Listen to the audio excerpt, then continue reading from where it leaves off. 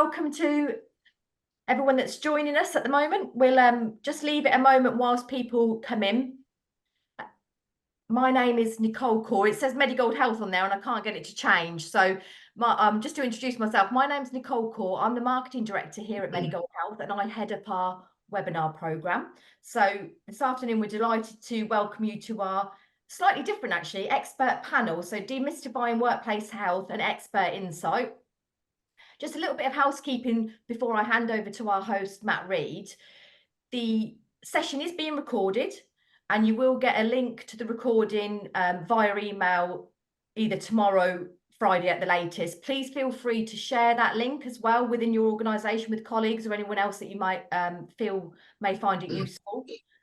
There is a Q&A function. If you just look at the bottom of your screen, you'll see a little Q&A function. That's a type-only Q&A function. Please feel free to use that throughout the session because we have got a question section at the end. So we'll do our best to answer as many of those as possible at the end. So feel free to drop anything in there throughout the session.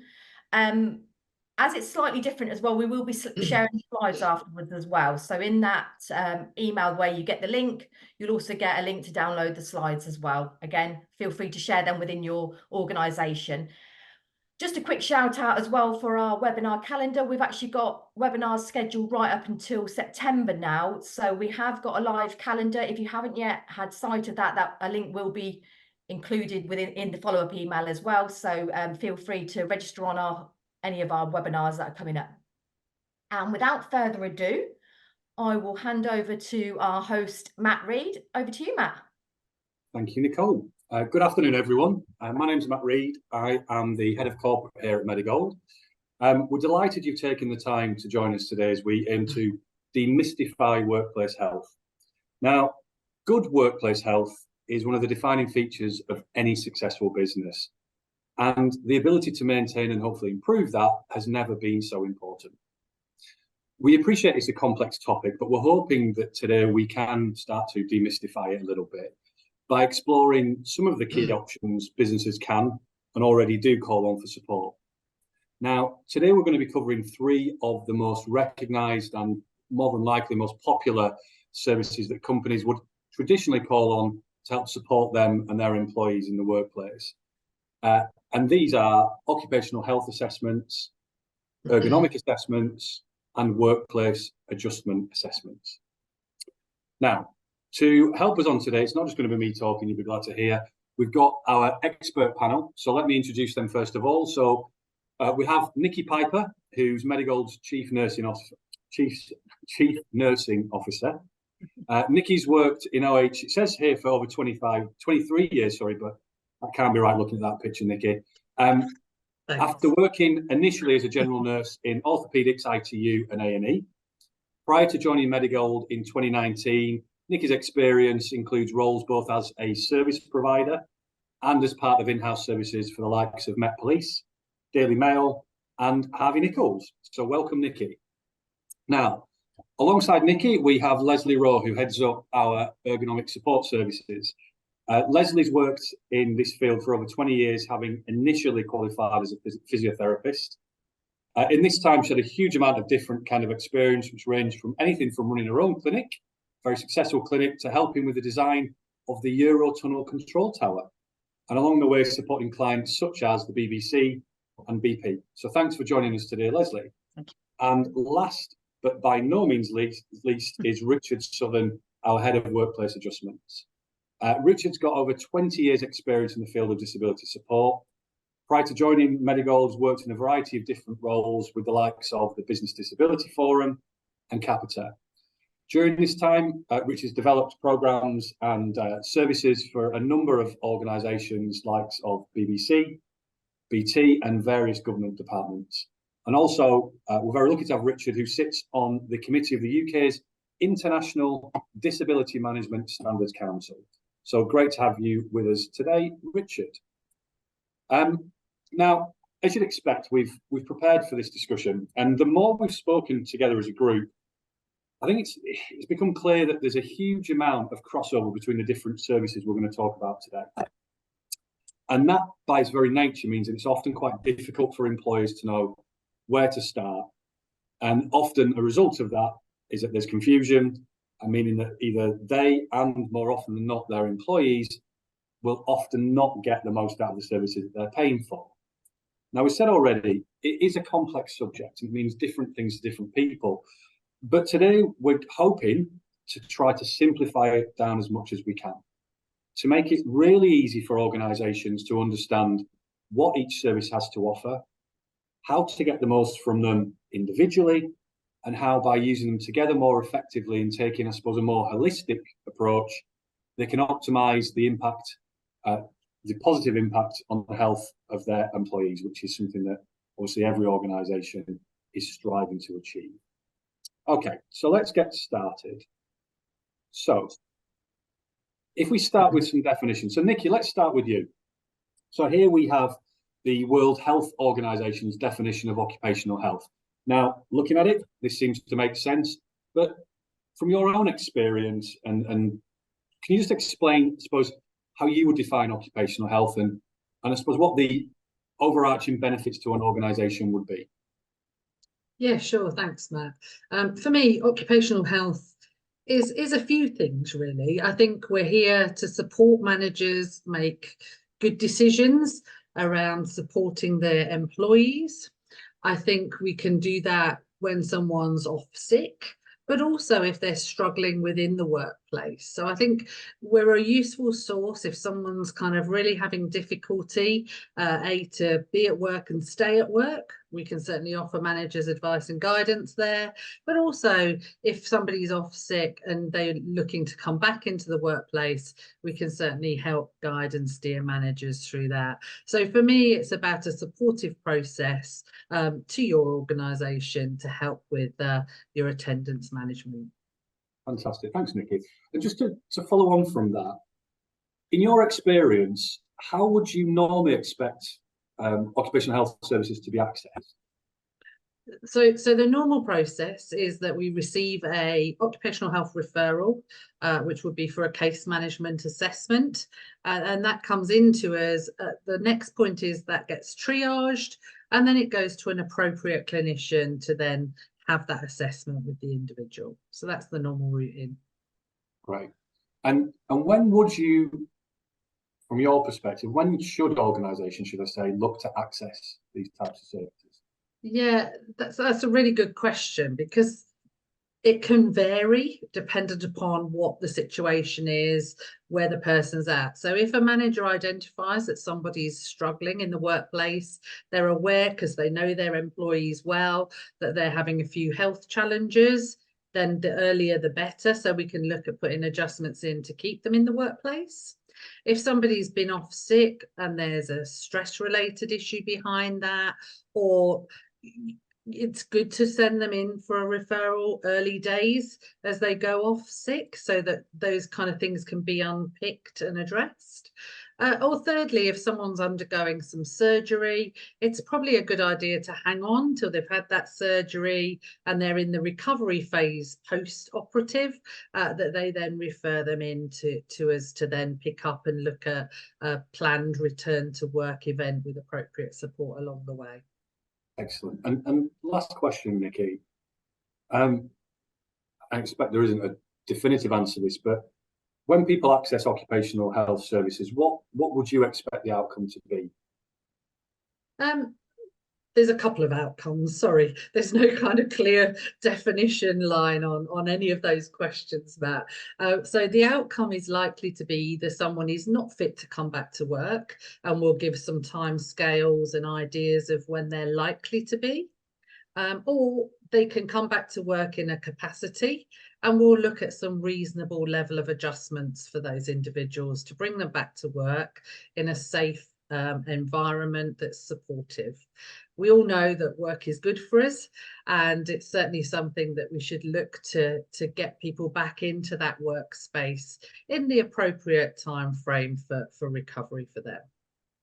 Excellent. The more flexible the organisation, sorry, Matt, the more flexible the organisation can be, the better the chances are of getting people back earlier than if it's quite difficult from the adjustment opportunities within the workplace. Absolutely. I think that flexible is the key word there, isn't it, Nikki? Absolutely. Thank you very much for that. So, Leslie, moving on to you. Yeah. Again, let's start in the same place. We've got a very succinct, simple definition from the International Ergonomics and Human Factors Association, which is easy for you to say. So this is an official definition, and again, I'm sure it does make sense. But like Nikki, from your own experience, Leslie, what does ergonomics mean to you, and what are the benefits to an organisation? Yes, thanks, Matt. Yes, it's a rather complex and long-winded way of saying that it's important that the tasks and any equipment that the individual is using is appropriate for the individual in order to prevent any musculoskeletal risk or risk of musculoskeletal injury, should I say.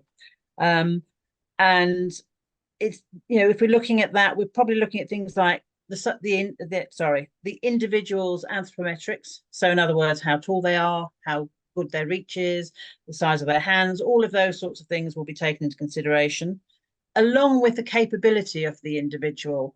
So the capability would sort of lie in, it might be suitable for their anthropometrics, but it's not suitable for their capability due to injury, due to a disability, or an illness. So that all has to be taken into consideration. We also look at things like the frequency of the task.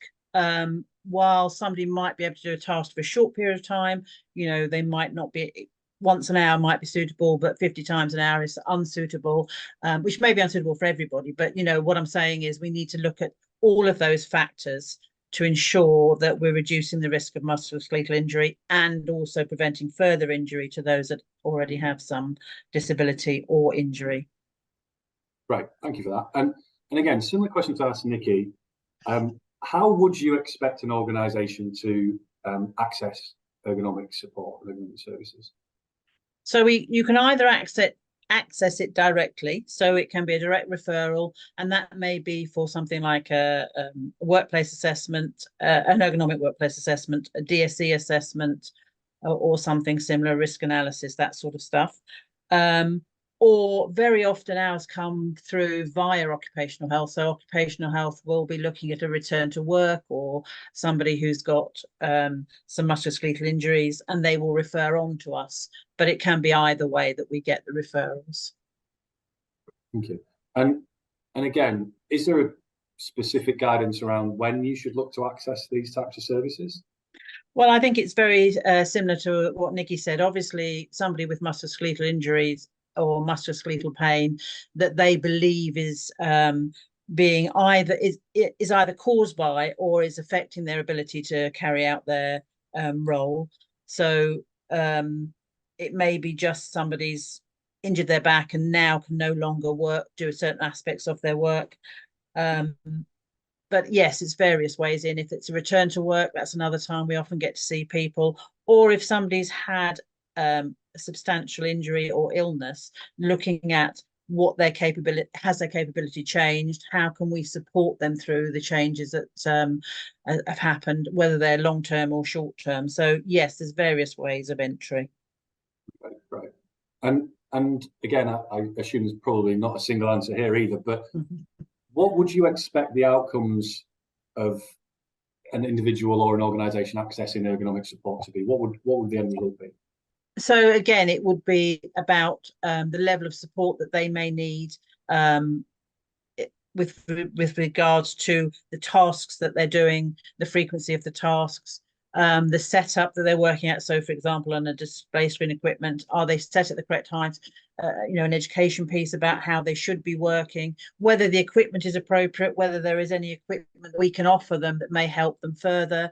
And again, that may come via another referral, or the outcome is always going to be to make sure that the individual is the task that they're asked to carry out are suitable for the individual, no matter what their issues are. So whether it's somebody with a musculoskeletal concern or whether it's somebody with a disability, to make sure that the tasks they're being required to do are appropriate.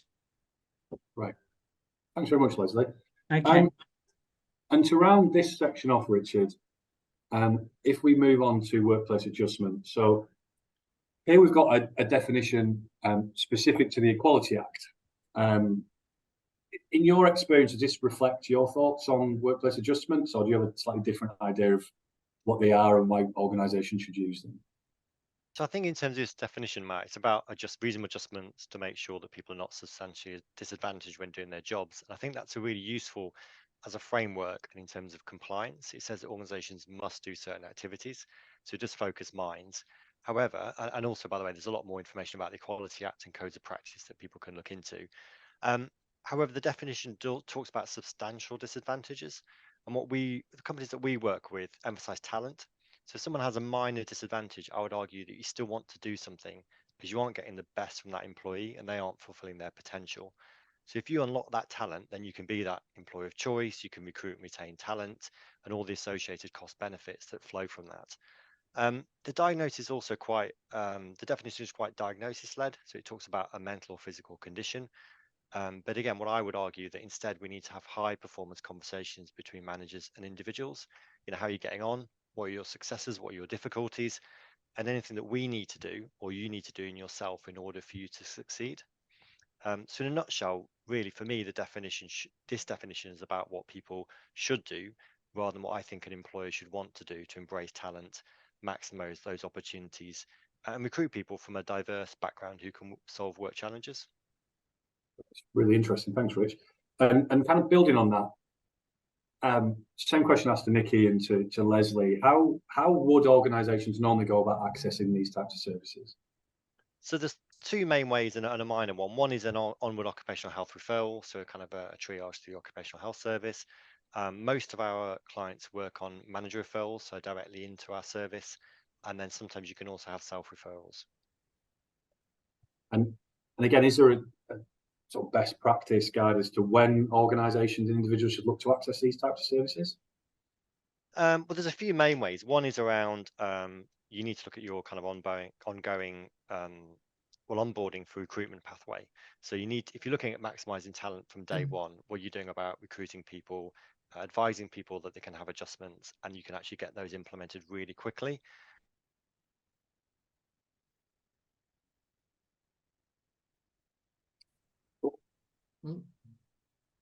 Adjustment. And the third thing is really when something changes. So it could be the role changes, which has an impact on adjustments. It could just a little bit, Rich. We lost you slightly there. I don't know if you want to just. Yeah, so I think that what I was talking about was, if someone declares a disability and the need for an adjustment, and then the final point was around when something changes. So it could be a role change, which impacts on adjustments. It could be a technology change, or say someone has a progressive condition there and their needs are changing. Thanks, Rich. And I suppose the final bit, and again, there might be multiple answers to this. When somebody accesses these types of services, be it directly or as an onward referral, as you've talked about, what would you expect the outcome to be? What can an employer and individual expect? So they should get a report with really clear recommendations that effectively work within the organisation. That's the main thing. And it shouldn't be too generic. A factory or an office or a hospital setting are very different and might need different adjustments. And then sometimes for some clients, we bolt on sort of case management. So making sure you've got adjustments. Now, how do you go about implementing within your organisation? Thanks, Richard. Okay. Thank you very much, Nikki, Leslie, and Richard, for that. I think that gives a little bit of an insight, and I think it's really interesting to understand your definition versus some of the more official and quite detailed definitions that we've seen on there. We thought it would be useful to bring to life some of these discussions and get the expert panel to, like I said, bring them to life using some actual real examples. Obviously, no personal information in there, but in the context of a real life situation. So, what brought them to the service and what happened from there? So, Nikki, if we could start with you, if you could maybe bring to life a scenario for us. Yes, certainly. Hopefully, thank you, Nicole. So I chose a 40-year-old person that's a hybrid worker. So 50% of their time was working at home, and 50% of their time was also working on a client site, going into the office. So involved, travel and movement around. They already had an underlying medical condition, which was multiple sclerosis, which was known about in the workplace, and they managed that condition really, really well. And it was quite well controlled, and, you know, kind of didn't deem to cause any challenges for that individual. They then developed a new, some new symptoms. I chose someone that was at work still, because I think sometimes this is an area that people don't always think of referring into occupational health. So I thought I'd feature this around this particular area. So they developed some shortness of breath. They were tired. They were feeling fatigued. They were getting in at the end of the day, popping themselves to bed, sleeping the 12 hours excess, and just generally feeling unwell and really struggling to maintain activity. They were very keen to stay at work because they enjoyed that ability to keep in contact with people, have that linkage into the workplace, because they didn't want to kind of feel, you know, that they were isolated and at home. So they were really keen to continue to work. So it sounded from the assessment that they probably had some kind of cardiac issue going on. So they were under investigation. They'd been to the doctor, they'd been referred for further tests, etc. So the kind of focus of the assessment was around looking at what we could do to support them to stay in the workplace, but equally still be productive, still provide, you know, the service to the organisation. But they may not be able to do the full capacity of their role. So we did a full assessment and looked at all aspects of the role. We looked at where they were in the treatment process.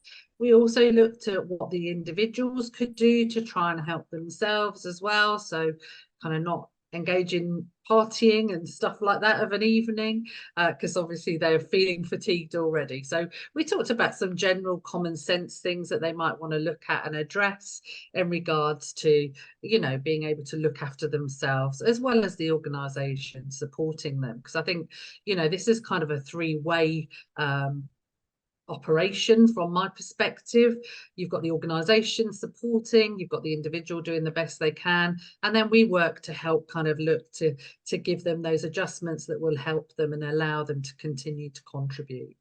So the outcomes from that assessment that was provided in a report back to management was basically to look if we could cut down on working times. So a bit of flexibility on start-finish times, cut down the amount of travel that they did. So maybe lean more towards being at home more often than being out and about or in the office, dependent upon business need, of course. And I guess this is why we don't become too prescriptive, because obviously you as a business needs to be able to kind of look at what the essentials are versus what can be slightly amended to allow for that to happen.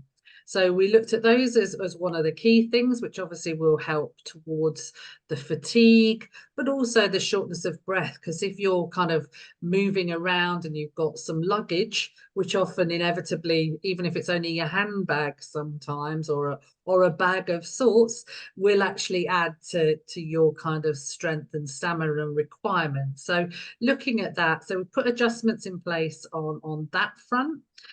We'd also recommend a risk assessment within the workplace. So it may well be if this individual, which they did work on the ground floor, but you might want to think about if they work in a kind of third or fourth floor, think about the fire potentials of getting them out of the building if they're struggling a little bit. So it's about kind of tailoring a bit of a risk assessment for that individual.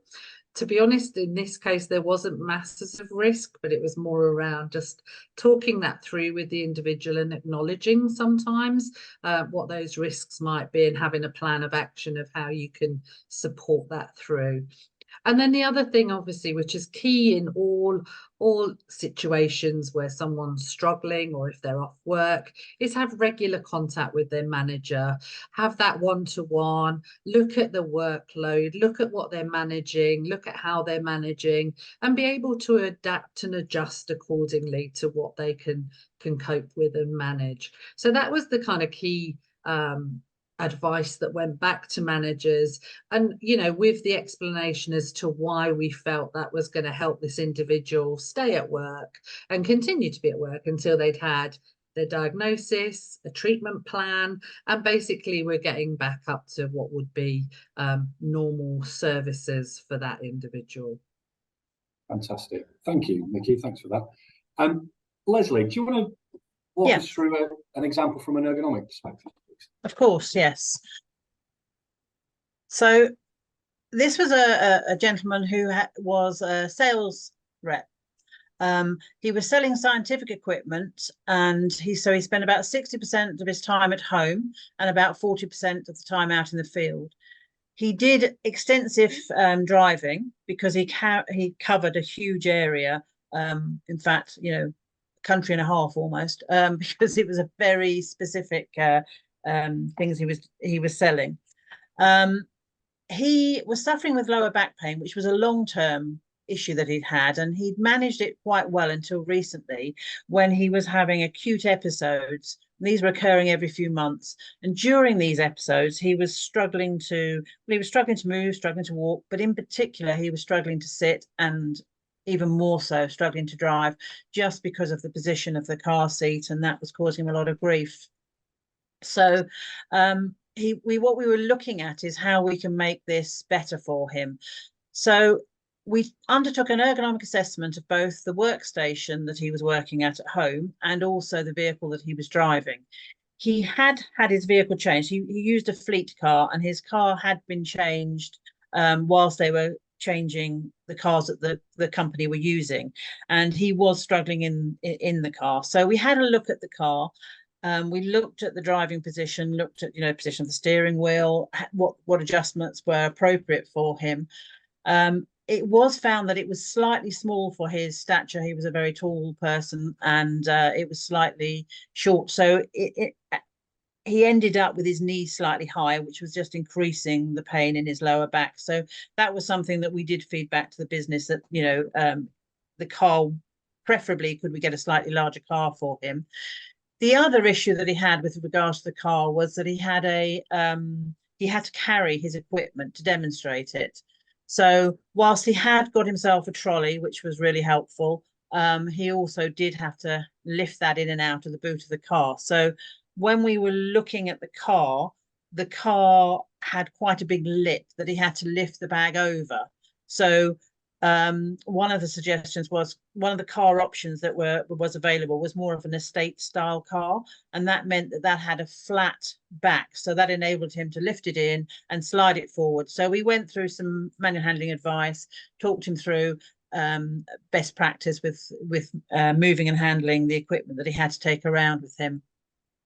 The other thing that we were discussing was he did do a lot of follow-up appointments face to face, and so one of the thoughts was, could some of those be done by Zoom? So did he have to, whilst obviously when he's demonstrating he needs to be face to face with all the equipment, but perhaps going for the follow-up he could have done those remotely, which would again reduce the enormous amount of driving that he did undertake.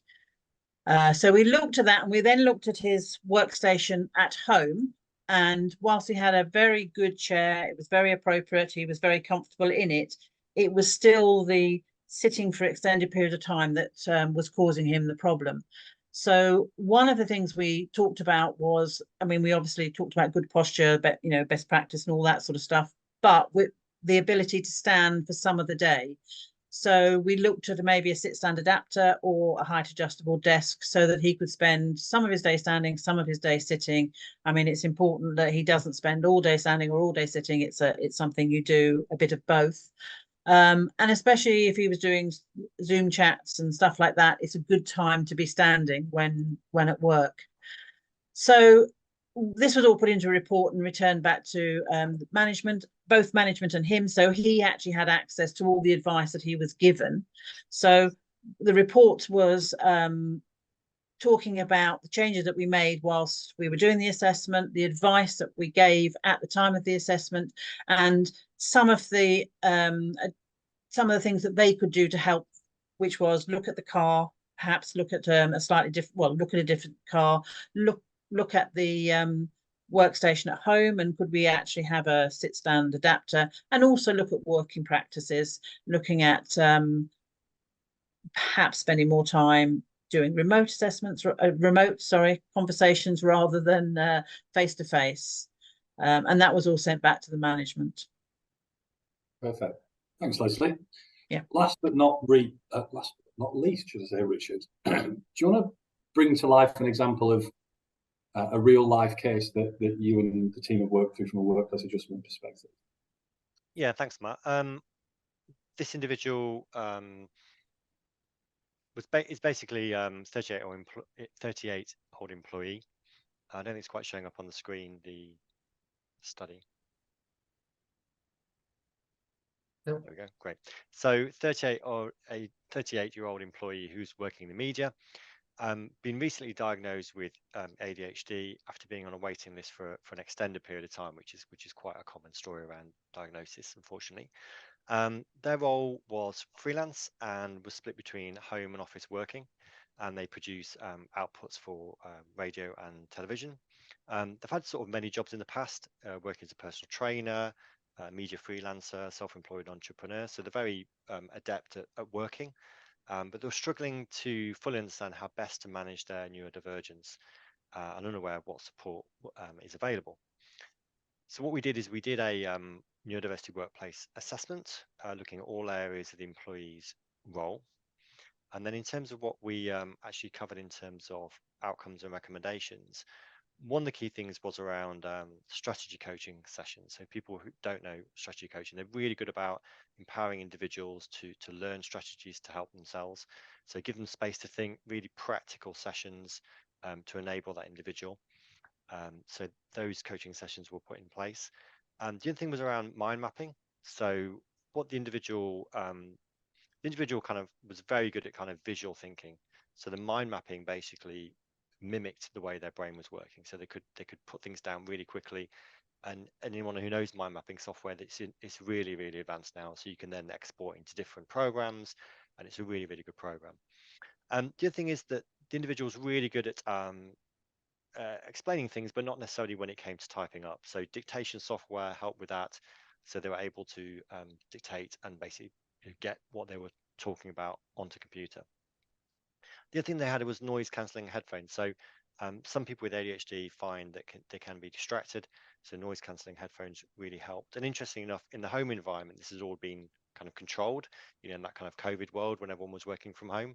But actually going back into the office, suddenly there was quite a lot of distractions. So the other thing was about reviewing the workstation setup. So making sure they weren't close to the photocopy, for example, which was noisy, or close to the door that was being opened so they could see people coming in and out, or even those kind of temperature changes as the door opens and a sort of cold wind blasting. It was anything to really minimize the distraction and focus and enable that person to really concentrate on what they were doing. And taking breaks was also a key thing about that as well.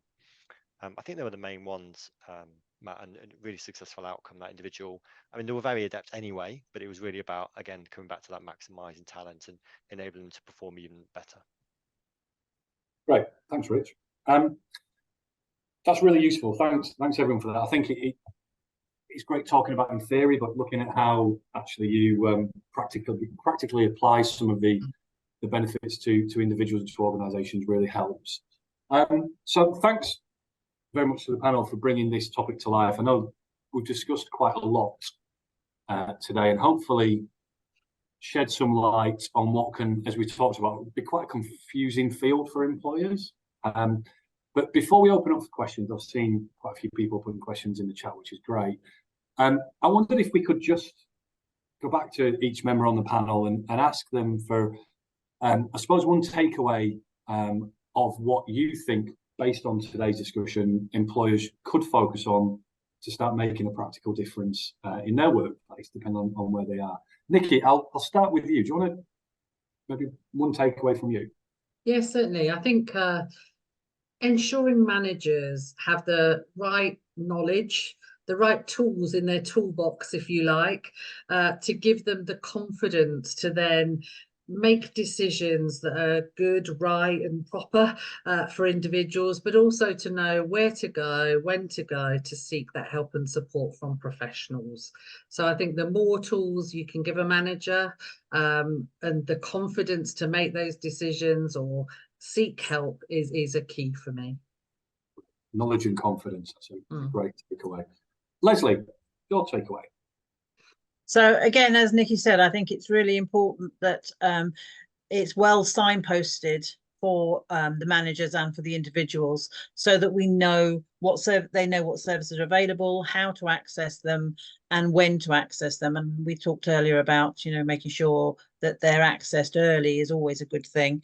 I think also one of the benefits of us having a multidisciplinary team is that, you know, if something is referred in to somebody, we are very good at referring sideways if it's more appropriate. So I think that's also useful. I think that's a really important point. I think we speak to a lot of employers who are struggling in various aspects and can't understand it because they've invested a huge amount of time and resource in layering upon layer and layer of support. And when you actually strip it back, you ask a line manager who is wants to do the right thing, is hugely passionate about their reports, but they actually don't know where to go to access support. They won't even know what's available. So I think that's a really, really important part, and one that's unfortunately often missed. So thanks, Leslie, for that. Richard, your takeaway. Yeah, so building on what Leslie and Nikki have said, I think it's really important to build a supportive culture. And I think that's a big topic, really, because you need to publicise services to employees and outline how and when to access those services. Ideally, you can get senior level buy-in. Why are we doing all this? And then you need that supportive conversations to enable people to disclose a disability. But you also need a framework at all levels. So from recruitment to HR to managers, infrastructure, including facilities management and IT, how do you handle all that? And use communication channels such as your intranet, senior level comms, and also use things like employee resource groups. They're a really useful thing of actually getting, you know, a bit of a kind of finger in the air about where you are as a business and where you want to go to. Right. Thank you, Rich. I think that final point about using the existing employees to get a bit of a temperature check is a really important one, because who's better to tell you what it's like on the ground than the people that are actually living and breathing that every day. I think that's really interesting. So thank you very much to the panel. I really appreciate it. Hopefully everybody has found that useful. I appreciate that we could talk about this for hours and hours and hours, but we don't unfortunately have the time to do that. But I've seen as we've gone through, there's been quite a few questions, I think, Nicole, for the panel. So should we hand over and get the interesting bit where we can put them to the test? Yeah, we'll put them in, put the panelists to the test. Yeah, thank you. And Matt as well. Thank you for hosting a fantastic session. We've got lots of different questions. Some of them I think were asked early on and hopefully have been covered. One particularly that I think Leslie, you covered, at what point would employees need crossover from needing a workplace adjustment assessment to an ergonomic assessment. So that's been covered. One, I think, first of all, Nikki, but I think you can all probably input on this one, and we've got all of these different workplace health assessments and services available, but how best can we promote health in an organisation? So Nikki. Thanks, Nicole.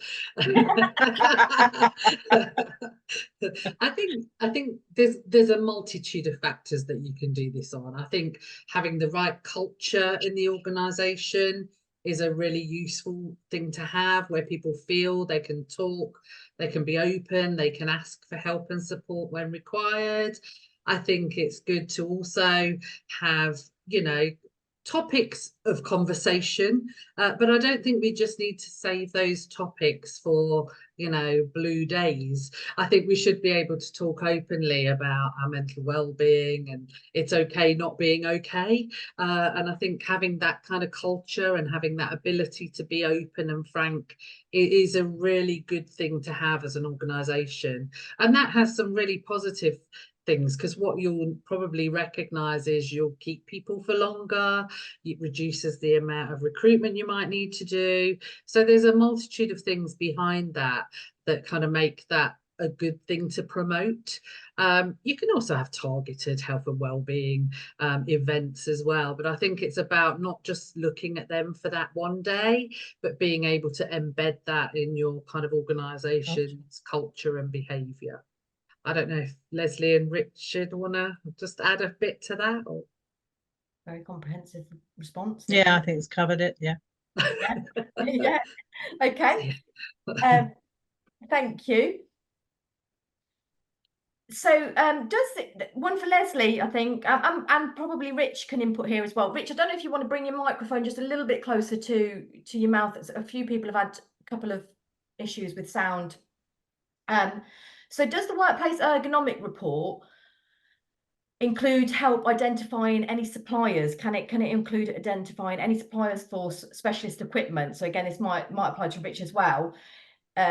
Louise, who's asked this question, has said, like in the Southwest in particular, they struggle to find local places for specialist repairs, etc. So is that something that the report can help with? It can do. Yes, absolutely it can do. So we normally would recommend that what's required. So it may be you require a sit-stand adapter.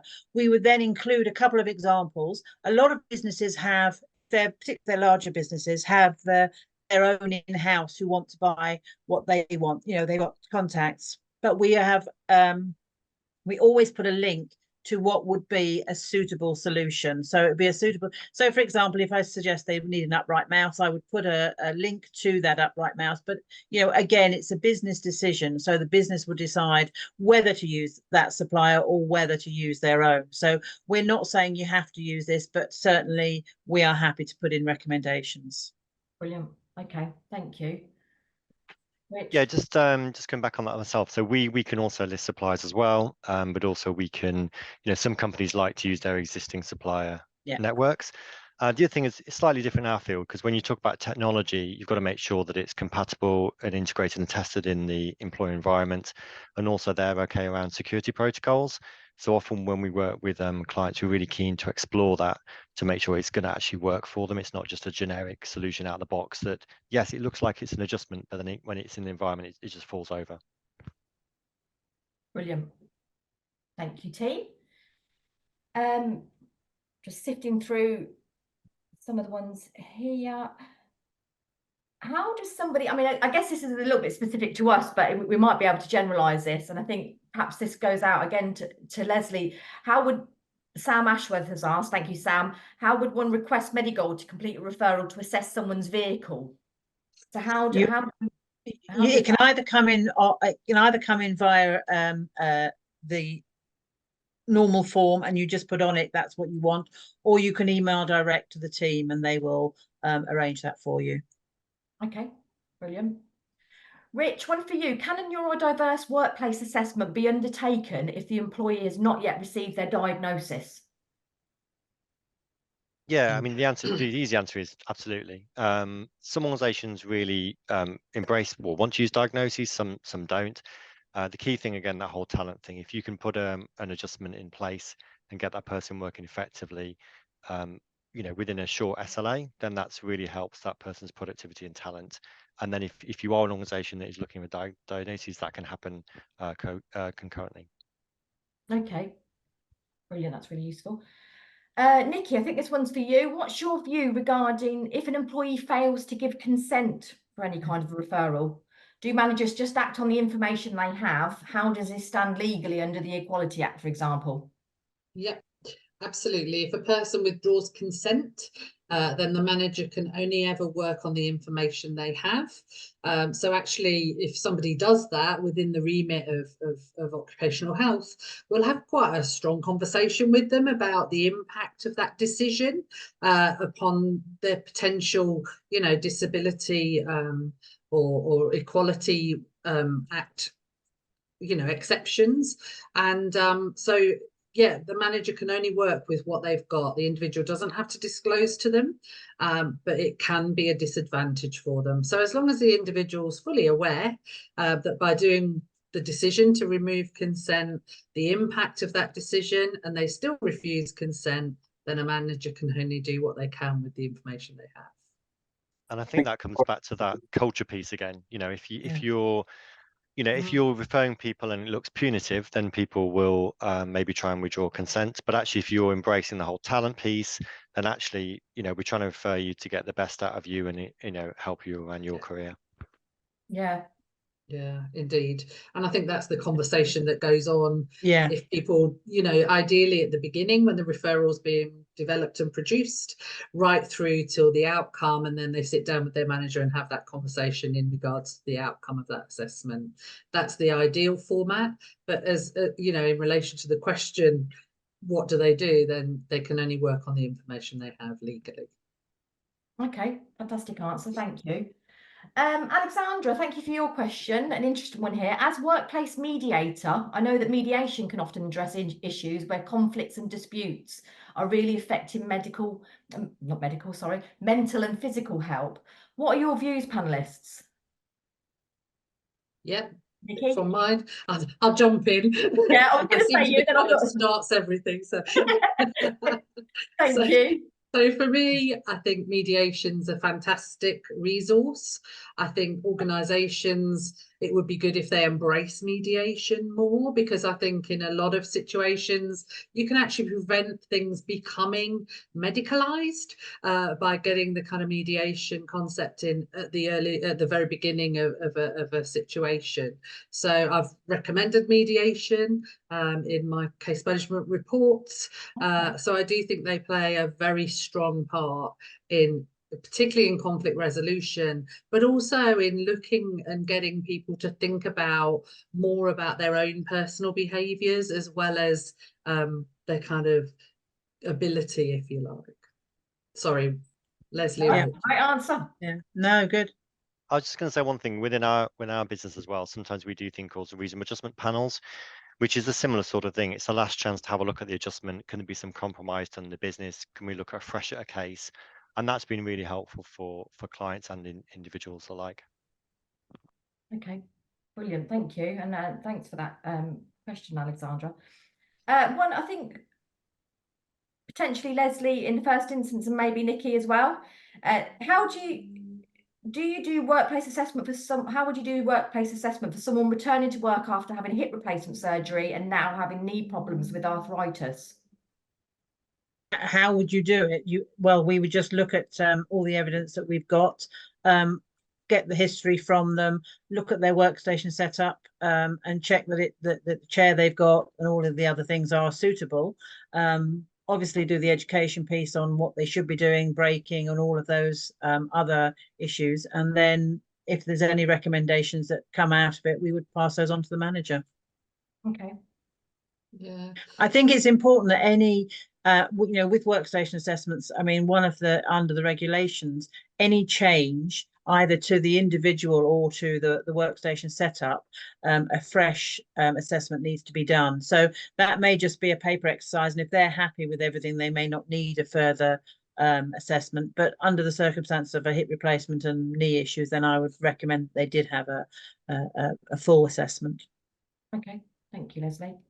yeah, I'm not sure I can add much more, to be fair. I think Leslie's probably covered it all.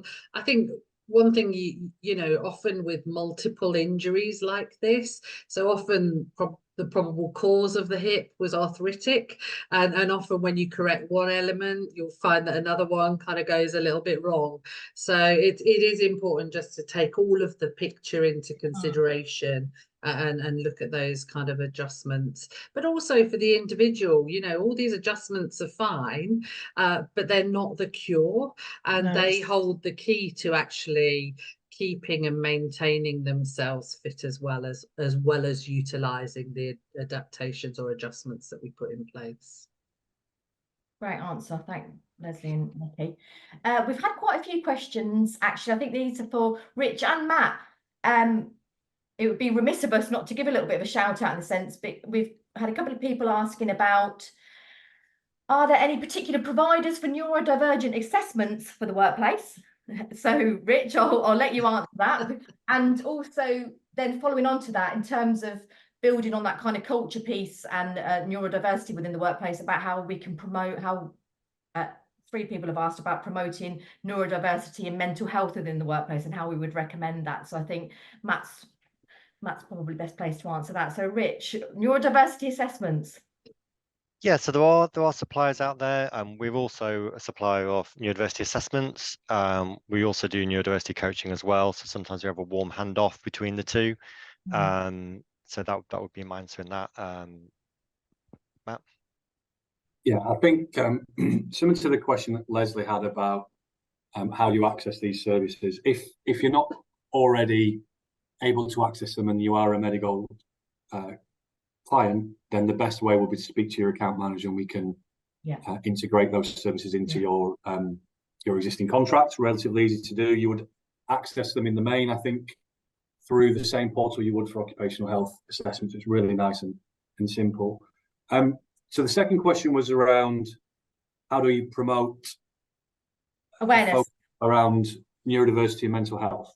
Yeah. I think there's a number of ways to do this. I think one of the most effective ways for impairments where they are, what we call them, hidden, or they're less obvious, and you then, the key barriers I've touched on already, it might be a cultural barrier where people don't feel comfortable to put their hands up, is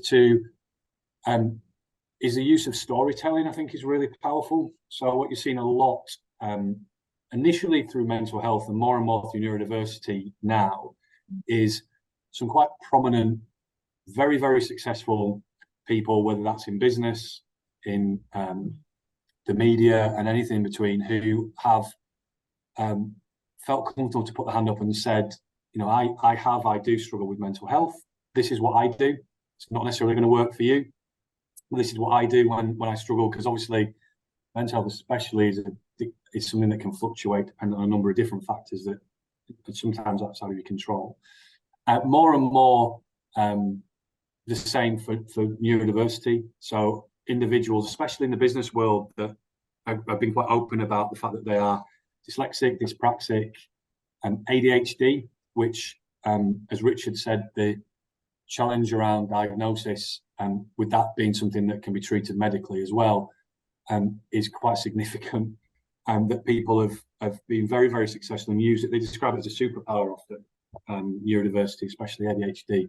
So I think it's not always an easy thing to do, but if you can make it work, if you can have the kind of organisation where people feel comfortable to put their hand up and even come forward and show them as role models that have been really successful, not just in business, but in your organisation, in your role or a similar role, that can go a long way to making people feel comfortable to put their hand up, which often is the most difficult thing to do and is the catalyst for all this support being put in place.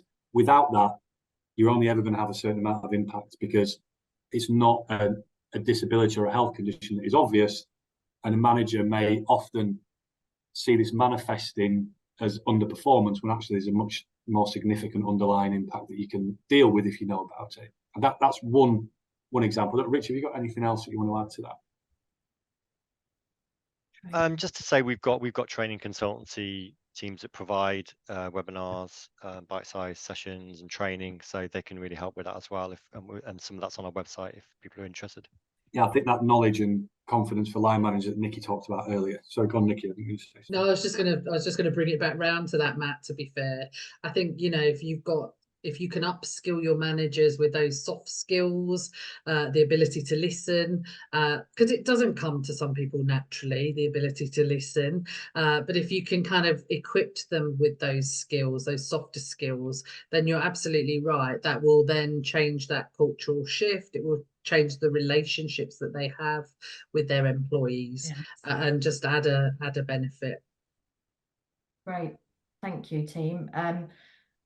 And just touching back on the sort of training and the coaching element, we will pop a link in the follow-up email as well, just to some information about that, because we do that at all different levels. We've got some time left, so we've still got some time left for a couple more questions. Susie, Nikki, sorry, I think it's you again to start off with, Nikki. Great question. Can I ask, is an employer meant to do a stress risk assessment at the time of stress coming up in any conversation, at the point of going off and upon returning to work? Susie says she's unclear when a stress risk assessment can and should be done as part of looking after employees. Great question. Yeah, certainly. Yeah, it is a good question. And I think at any point you can do a stress risk assessment. So if you're having a one-to-one with a person and they talk about that their plate feels a bit full, they're struggling to kind of manage everything that's expected of them, you've noticed a dip in their performance perhaps, which has brought on this one-to-one, then that's an excellent time to start that risk assessment process. There's also as well people that will just go off sick, cite stress as their reason for going off sick. And I think at this point it's really important that there's an engagement piece here with the workplace and the manager. And again, that brings around the stress risk assessment. And it's not just the manager's responsibility.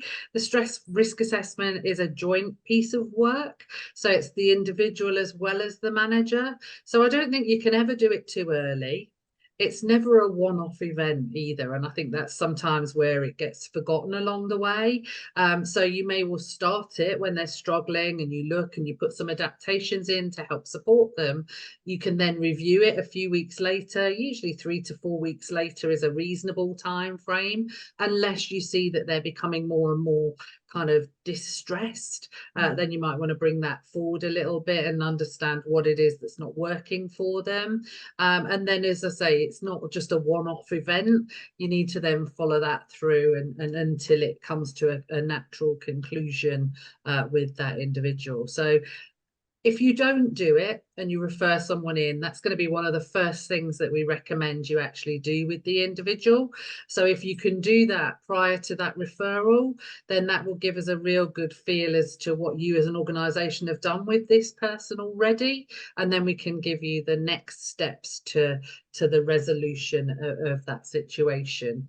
But I think they're a really good tool. I know they scare people sometimes at the thought of digging into someone's kind of concerns, but actually it's about feeling confident about that, because the sooner you know about it, the sooner something can be done about it. Or if it can't be done, just sometimes people understanding that things can't be done and why they can't be done can alleviate the kind of stress or pressures that they have as well. So I hope that's answered the question, but feel free, colleagues, if you want to drop anything more into that. Yeah, great response. Yeah, I thought it was a great response, so thank you. Nikki, I think got a couple of minutes left. There is one that's out to sort of all the panelists, but what are your views about, we've mentioned it a few times, what are your views about phased return to work? Nikki. I know. Okay. I think a phased return to work can bring someone back into the workplace quicker. It needs to be appropriately managed. Yeah. It needs to kind of be regularly reviewed with the individual and the manager. It needs to be time limiting, unless there's a reason it needs to be a permanent adjustment.